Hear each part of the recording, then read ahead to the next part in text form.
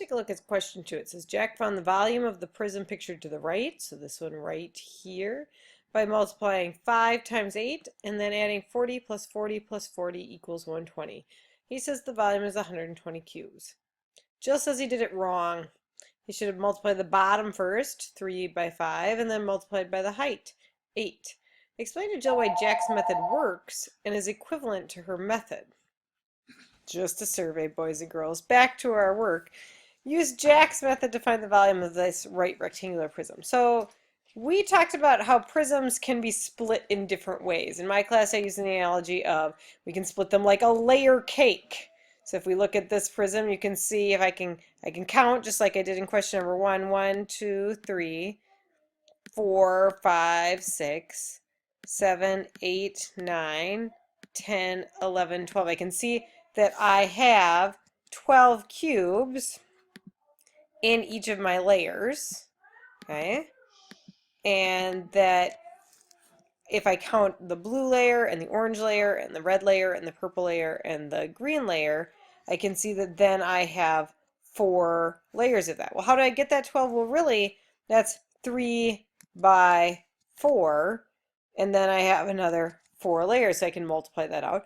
Or I can say, you know what, I have 12 layers, and I have another 12 in the orange layer, and I have another 12 in the red layer, and I have another 12 in the purple layer, and I have another 12 in the green layer, and that is equal to 48. But if I go back up here to my multiplication, I can say, oh, this is also 48. Okay. I can also split this cake, this prism up a different way. So in my class we use the analogy it's like slicing a loaf of bread. So if I turn this prism on its side, I still have the same prism. I have a green layer and a purple layer and a red layer and an orange layer and a blue layer. I can still see that I have 12 cubes here.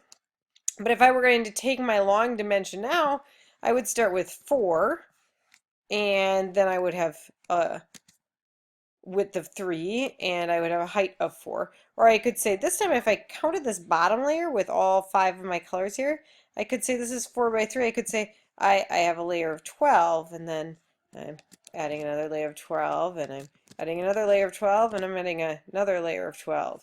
And doesn't matter which way I split up the cube, whether it's horizontally or vertically, I get the same answer.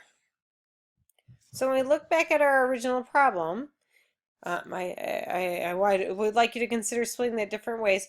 Please do not forget to label the volume of this particular right rectangular prism with a unit. Good luck.